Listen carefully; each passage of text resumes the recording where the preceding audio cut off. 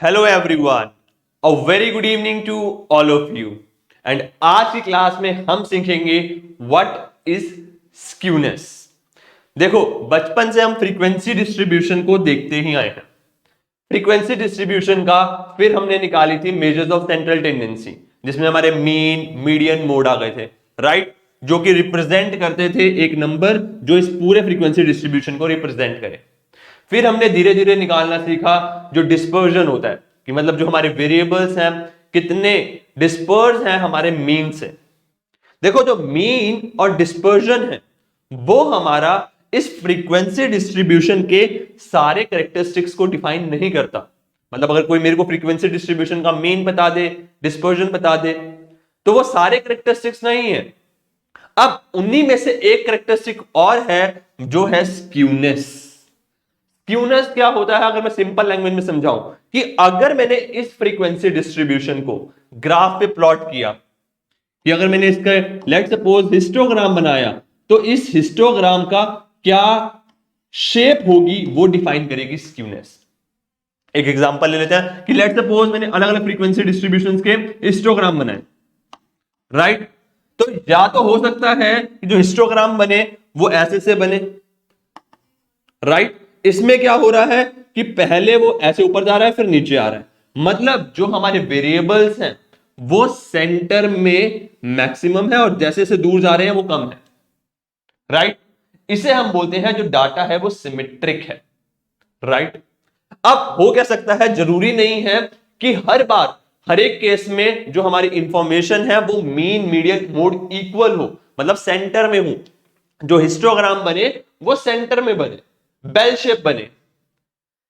हो क्या सकता है, कुछ इंफॉर्मेशन ऐसी होती हैं जिसमें जो हमारा हिस्टोग्राम बनता है वो बेल शेप बनने की बजाय, मतलब सेंटर में बनने की बजाय सेंटर में नहीं बनता, या तो वो पॉजिटिवली स्क्यूड हो जाता है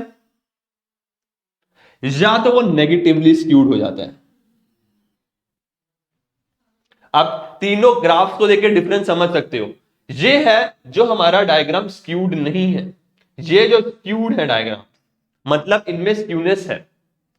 अब मीन और डिस्पर्जन को देख के हम डिफाइन नहीं कर सकते, इसीलिए एक और कैरेक्टरिस्टिक्स डिफाइन हुआ कि बताओ जो हमारा फ्रीक्वेंसी डिस्ट्रीब्यूशन है उसकी स्क्यूनेस कितनी है, क्या वो स्क्यूड है या नहीं है।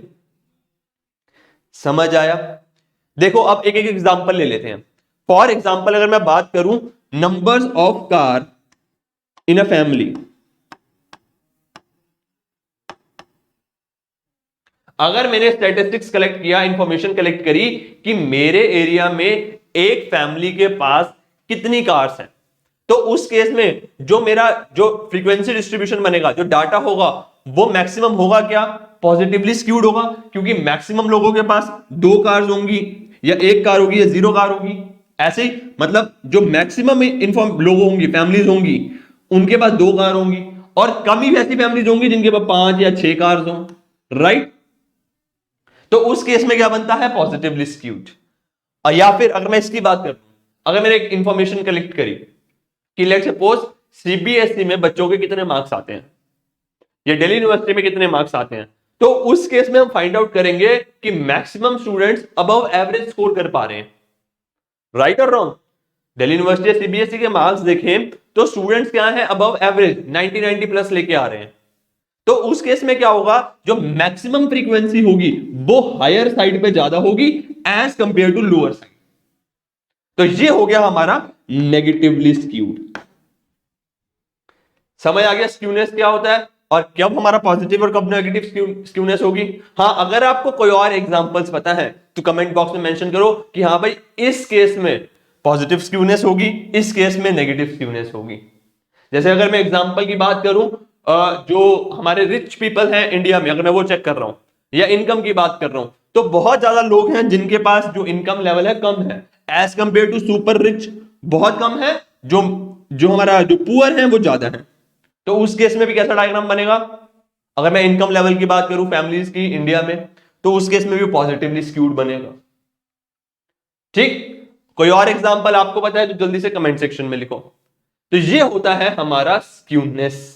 तो जो हमारा स्क्यूनेस होता है, या तो जो हमारा इंफॉर्मेशन है, जो फ्रीक्वेंसी डिस्ट्रीब्यूशन है, या तो वो हमारा सिमेट्रिकल होगा। सिमेट्रिकल का मतलब क्या हो गया, पूरा बेल शेप्ड बनेगा, जिस केस में हमारा मीन, मीडियन और मोड एक ही होगा। या तो एसिमेट्रिकल होगा, मतलब जो फ्रीक्वेंसी है, जो फ्रीक्वेंसी है या तो लोअर एंड पे पाइल्ड अप होगी या हायर एंड पे पाइल्ड अप होगी। अगर लोअर एंड पे पाइल्ड अप हो रही है तो पॉजिटिव स्क्यूनेस, अगर हायर एंड पे पाइल्ड अप हो रही है तो नेगेटिव स्क्यूनेस। ठीक, समझ आ गया। अगर मैं बात करूं पॉजिटिव और नेगेटिव स्क्यूनेस की, इस केस में क्या होता है, सिमेट्रिकल के केस में जो मीन, मीडियन और मोड है वो सेम का सेम रहेगा। मतलब अगर कोई फ्रीक्वेंसी डिस्ट्रीब्यूशन बेल शेप्ड बन रहा है जिसका डायग्राम, और सिमेट्रिकल है, उसका मीन, मीडियन और मोड सेम रहता है। अगर पॉजिटिव स्क्यूड है तो उस केस में क्या होगा, जो मीन की वैल्यू होगी वो ग्रेटर होगी मीडियन से, एंड जो मीडियन की वैल्यू होगी वो ग्रेटर होगी मोड से, राइट। और अगर नेगेटिव स्क्यूनेस की बात कर लूं तो जो हमारा मीन की वैल्यू है वो लेसर होगी मीडियन से, और लेसर मीडियन की वैल्यू लेसर होगी मोड से। ठीक, ये हो गया हमारे करेक्टरिस्टिक्स। अगर मैं सिमिलरली बात कर लूं तो अगर हम Q3 माइनस मीडियन निकालेंगे, that is quartile 3 minus median, या वो बराबर होगा मीडियन माइनस Q1 के। मतलब अगर मैंने Q1 और Q3 प्लॉट किया तो जो डिस्टेंस होगा मीडियन से वो इक्वल होगा, बट वही चीज इस केस में नहीं होगी। ठीक, इस केस में जो Q3 माइनस मीडियन का डिस्टेंस होगा वो हायर होगा as compare to median minus Q1, और इस केस में लेसर होगा। पहली चीज तो स्क्यूनेस क्या होती है वो समझ आ गया। देखो, हमेशा हमारी फ्रीक्वेंसी डिस्ट्रीब्यूशन एक साथ तरफ पाइल्ड अप, मतलब फ्रीक्वेंसी जो है वो एक जगह प्रॉपर नहीं होंगी, मीन के आसपास इक्वल नहीं होंगी। कई केस में वो पॉजिटिवली स्क्यूड हो सकती है, कई केस में वो नेगेटिवली स्क्यूड हो सकती है। अगर पॉजिटिवली स्क्यूड है तो मीन की वैल्यू हायर होगी मीडियन एंड मोड से, अगर नेगेटिवली स्क्यूड है तो मीन की वैल्यू लेसर होगी मीडियन और मोड से। ठीक, अब क्वेश्चन आता है कि सर हम फ्रीक्वेंसी डिस्ट्रीब्यूशन को देख के कैसे बता दे कि अब वो सिमेट्रिकल है या एसिमेट्रिकल है, मतलब उसमें स्क्यूनेस अवेलेबल है। तो उसके लिए हमारे पास कई सारे मेथड्स हैं। तो जिसमें से सबसे पहला मेथड हमारे पास आता है, that is Karl's Pearson measure. Total हमारे पास 3 मेथड्स हैं। पहला आता है Karl's Pearson measure. Karl's Pearson measure क्या कहता है, आप स्क्यूनेस निकालनी है आपको, तो आप क्या करो, जो भी फ्रीक्वेंसी डिस्ट्रीब्यूशन है, जो भी डाटा है, उसके मीन में से मोड को माइनस कर दो, मतलब मीन माइनस मोड निकाल देंगे। अगर मीन माइनस मोड इक्वल आ जाए, मतलब ये 0 आ जाए, तो हमारा क्या होगा, जीरो स्क्यूनेस, मतलब हमारा proper bell shape diagram, right. देखो, अगर पॉजिटिव आ जाए, पॉजिटिव आ जाए, आप इसको कर रहे हो सॉल्व और आंसर पॉजिटिव आ जाए, तो इसका मतलब क्या हो गया, पॉजिटिव स्क्यूनेस है। तो मतलब हमारा जो फ्रीक्वेंसी है वो लोअर एंड पे ज्यादा पाइल्ड अप है। अगर नेगेटिव आ जाए तो हमारा नेगेटिव स्क्यूनेस। ठीक, अब इस मेथड में एक प्रॉब्लम थी कि ये हमारा एब्सोल्यूट मेजर था स्क्यूनेस का। एब्सोल्यूट मेजर का मतलब कि लेट सपोज मैंने निकाला कि मार्क्स निकाल रहा था मैं, तो मैंने देखा मीन मार्क्स आ रहे हैं आउट ऑफ 165 और जो मोड आ रहा है वो आ रहा है 55, तो जो आंसर आया 10 मार्क्स, तो ये यूनिट के साथ आया 10 मार्क्स।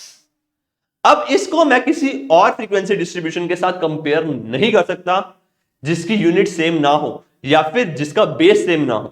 कि मान लो किसी क्लास में 20 मार्क्स का टेस्ट लिया गया, तो उस केस में इसको मैं कंपेयर नहीं कर सकता। तो वहां पे हमारे पास एक और चीज आई, कार्ल पियर्सन का रिलेटिव मेथड।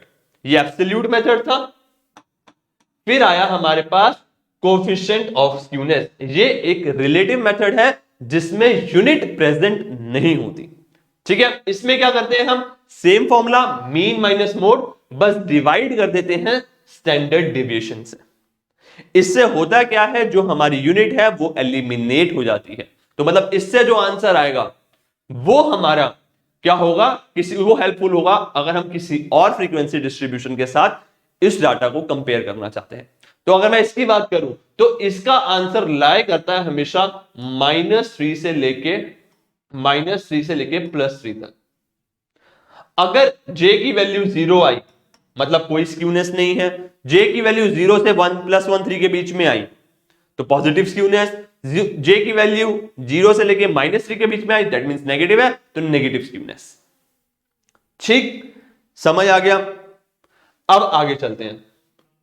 फिर नेक्स्ट मेथड हमारे पास होता है स्क्यूनेस निकालने का, बाउलिस मेजर। इसको मैं डिटेल में डिस्कस नहीं कर रहा। देखो फर्क कुछ नहीं है, पहले वाले केस में उन्होंने मीन और मोड का यूज किया था, इस केस में इन्होंने क्वार्टाइल्स और मीडियन का यूज किया है। तो उन्होंने क्या कहा है, जो स्क्यूनेस निकलेगी that is Q3 minus median minus Q1, इसकी वैल्यू से निकलेगी। ये हो गया हमारा एब्सोल्यूट मेथड। और अगर रिलेटिव मेथड करना है, रिलेटिव मेथड फाइंड करना है, तो यहां पे माइनस था ना, बस यहां पे प्लस कर देना है, जैसा हम डिस्पर्जन के केस में करते थे, याद करो। ठीक, एक और है हमारे पास, दैट इज कैलीज मेजर। कैलीज मेजर में क्या होता है, उन्होंने जो ये स्क्यूनेस निकाली है वो निकाली है परसेंटाइल की हेल्प से।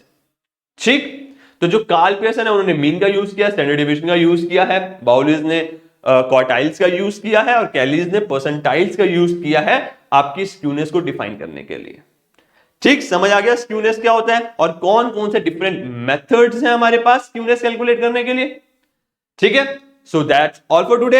हाँ, अगर आपको इसे डिटेल में पढ़ना हो और अगर आप यूजीसी की प्रिपरेशन कर रहे हो और आप इनके न्यूमेरिकल्स प्रैक्टिस करना चाहते हो, एमसीक्यूज प्रैक्टिस करना चाहते हो, तो इनरोल कर सकते हो हमारे कोर्स में। आपको करना क्या, anujindal.in पे जाओगे तो कोर्सेज के अंदर यूजीसी नेट पेपर 1 और पेपर 2 में हमारे पास कॉमर्स एंड मैनेजमेंट दोनों के ऑप्शंस अवेलेबल हैं। वहां जाके आप इनरोल कर सकते हो। प्रॉपर डिटेल्ड वीडियोस आपके पास अवेलेबल हो जाएंगी, एमसीक्यू क्वेश्चंस की बुक्स अवेलेबल हो जाएगी, जहां पे आप एम्पल प्रैक्टिस कर सकते हो।